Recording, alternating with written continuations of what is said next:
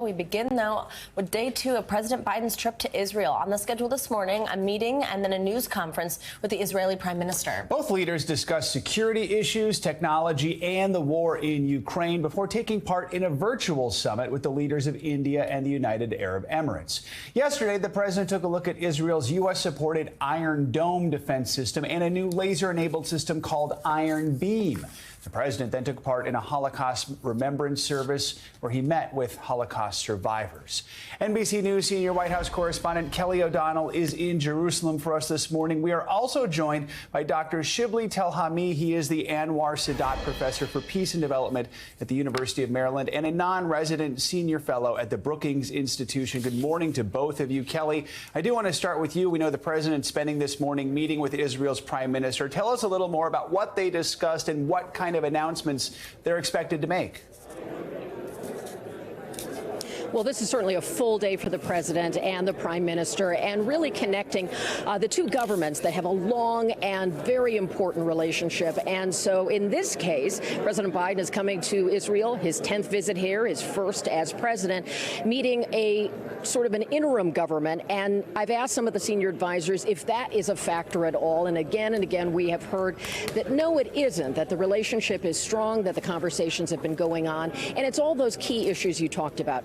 Security, the economy, even infrastructure ideas. And by expanding it to include India and the United Arab Emirates, they're also talking about ways to expand how Israel is embedded in the broader Middle East. There are concerns about relationships between Israel and Saudi Arabia. That'll be a big part of the next piece of the president's trip, and trying to find ways to come together on climate and on the economy and a lot of big policy issues.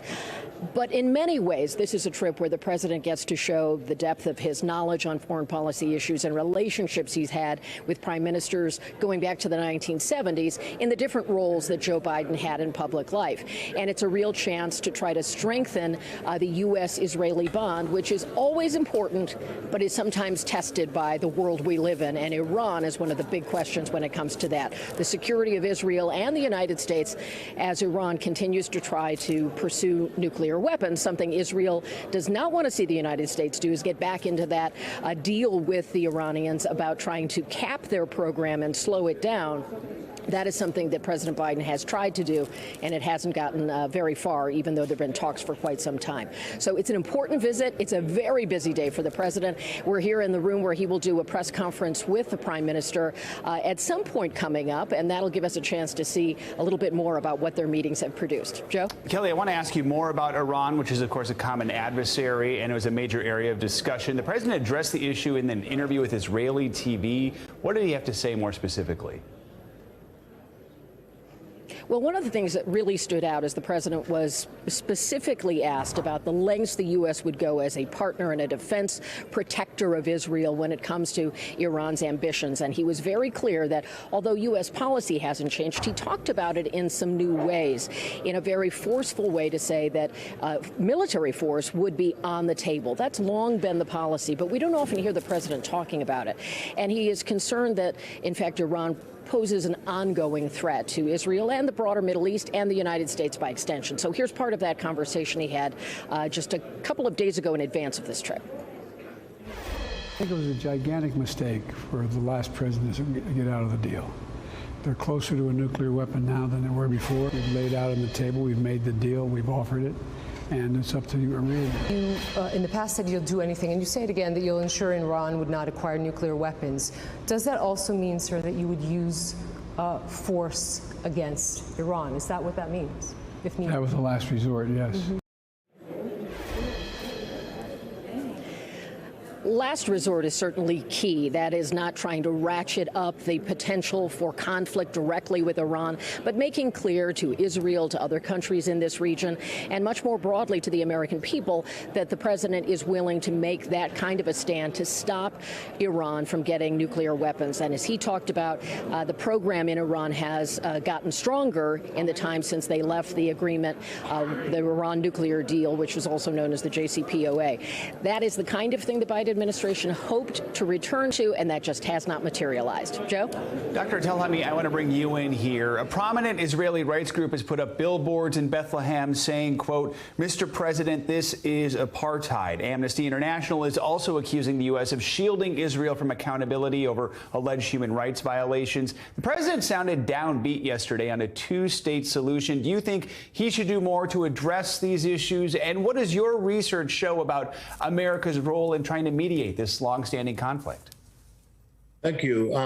For sure, the Palestinians are not particularly happy about the visit as much, even though he's actually meeting with the Palestinian president, in large part because this trip, of course, is really intended to help Israel. The president said so a couple of times. The Israelis asked him to come in part to help the interim Israeli government, before that the coalition government, to prevent Prime Minister Netanyahu from coming back. Obviously, the U.S. doesn't want the right-wing government to come back.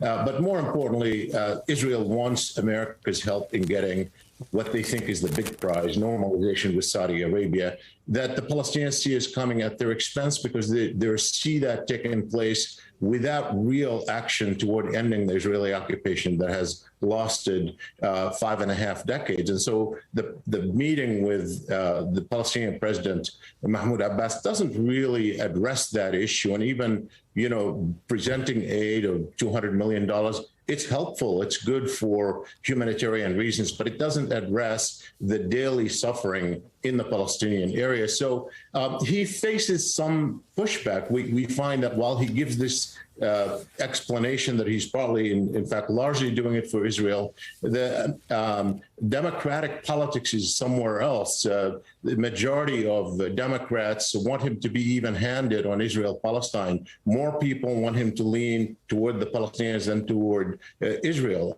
More people see him as more pro-Israel than they are. And so when we test on the invocation of Israel as an explanation, we find the disapproval of the trip, which is already high, increases. Only a quarter of Americans support the trip. So he's struggled trying to explain it beyond Israel. He broadened it in this op-ed that he wrote in the Washington Post, but it really hasn't helped him much in trying to make the case, because in the end, it is more about helping Israel. The Israelis want him to come. None of the other stuff could not be done from Washington, including any negotiations on oil. Dr. Shibli Telhami, thank you so much for joining us. Also, our thanks to Kelly O'Donnell for helping us kick off our coverage this hour. Now to the economy and the fallout from the latest inflation report. The consumer price index rose 9.1% in June compared to just a year ago. The numbers sent stocks sliding yesterday, and there are fears that the Federal Reserve could take even more aggressive actions to curb the soaring inflation, now at its highest rate in more than 40 years. Joining us now is Kristen Myers, editor-in-chief of TheBalance.com. Kristen, good morning. So help us just put the market reaction into context to this inflation number. How bad is it? What does this latest inflation news mean for the economy overall? Yeah, so with the Federal Reserve essentially hiking interest rates since back in March, it's largely been expected, okay, when is inflation essentially going to stop rising? When is it going to peak, right?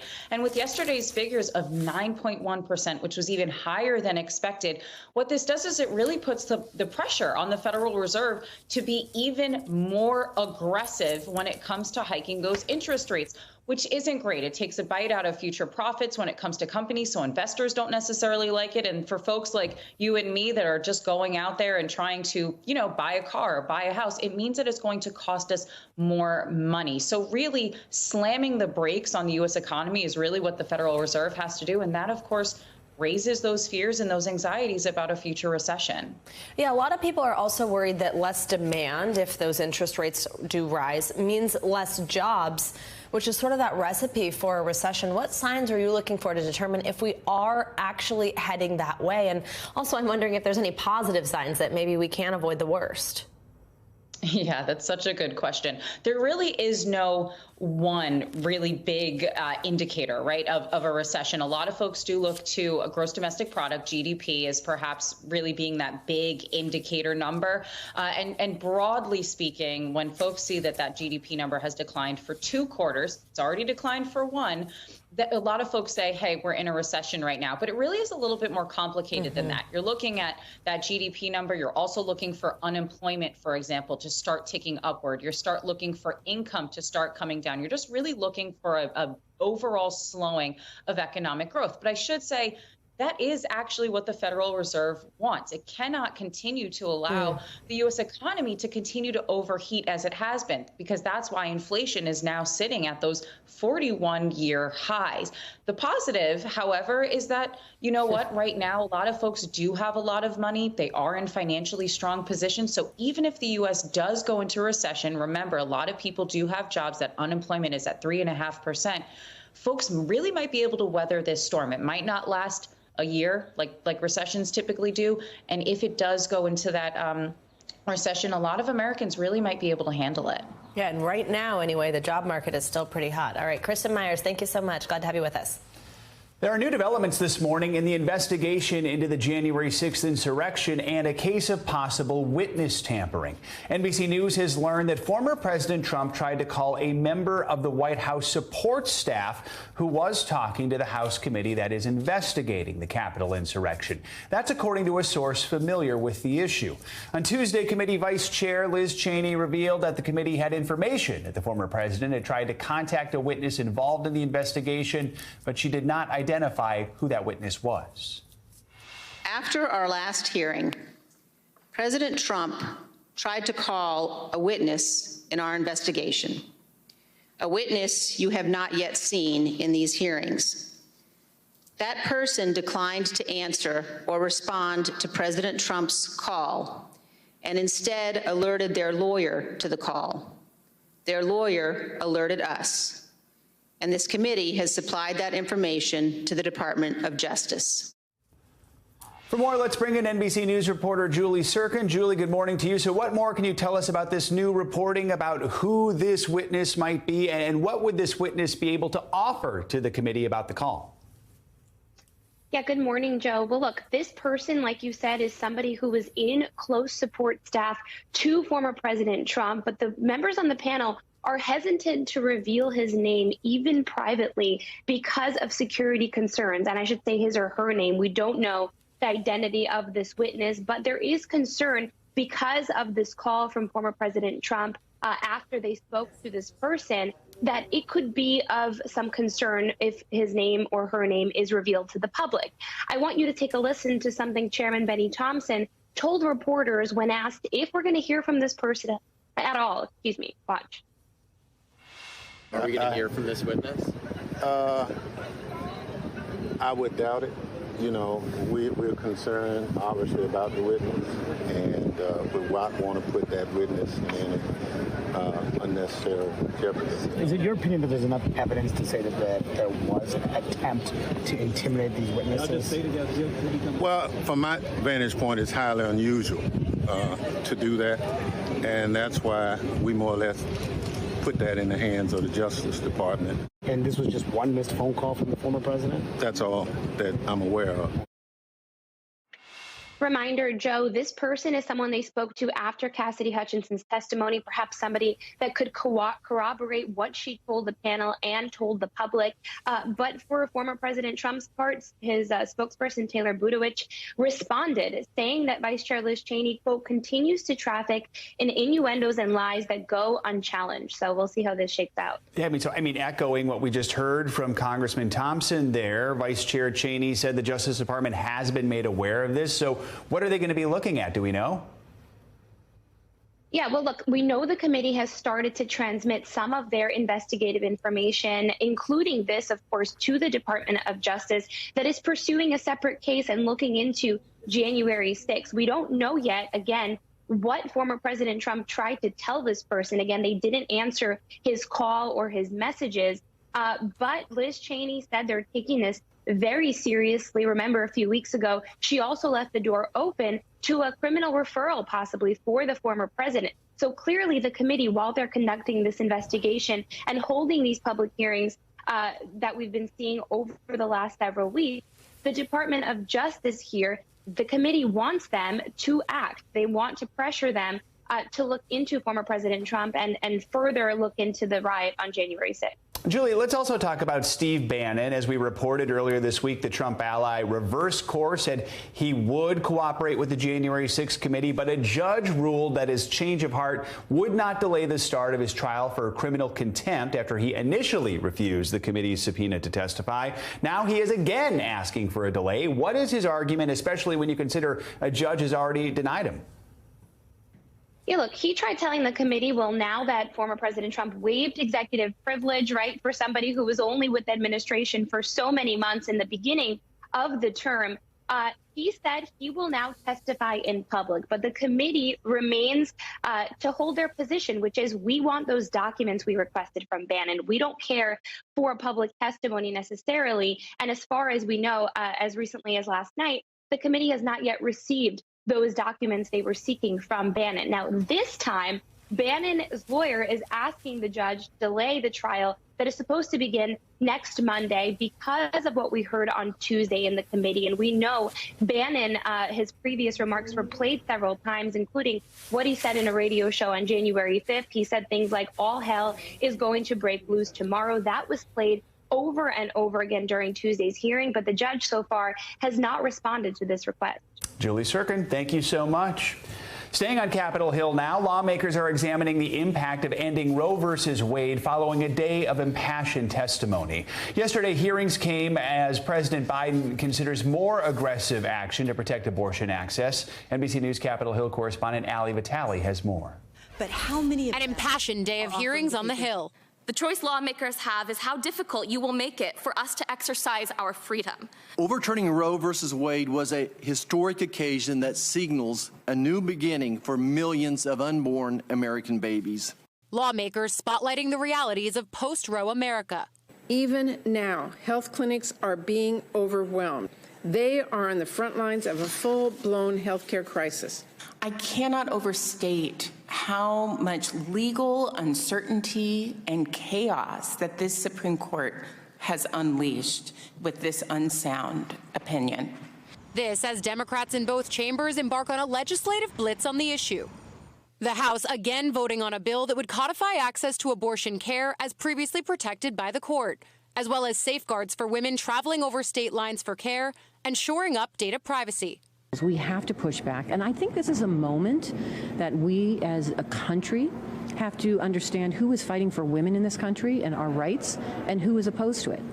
Senate Democrats lack the votes to pass these protections, though, and are still urging the Biden administration to do more, including declaring a public health emergency, which Biden's considering. Has President Biden done enough? I cannot say that President Biden has done enough. What we needed to do is what we should have done, or really made an effort to do a long time ago, which was to get rid of the filibuster and then move forward and pass our full agenda. But even Republicans who want to protect abortion access say no to that. The balance of power in Congress moves back and forth. Without the filibuster, do we really believe that a different majority would not seek a nationwide ban on abortion and find a way to succeed in enacting it? As lawmakers continue their debate here, Democrats and the White House urging voters to vote come November. Ali Vitale, thank you. To Texas now, where outrage is growing over the police response to the deadly Uvalde school shooting after the release of surveillance footage by 2 Texas media outlets. NBC News correspondent Antonia Hilton joins us now from Uvalde.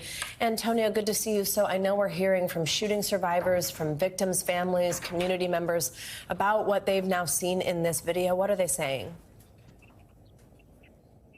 Good morning, Savannah. The emotions here are high, but they're also at times conflicting because many of the families and communities members here, they were expecting to see this video at a meeting on Sunday morning. And so when it leaked the other night, it came as really a gut punch to a lot of folks, even folks who had been fighting for the release of this video, who have been asking for more transparency consistently over the last 7 weeks.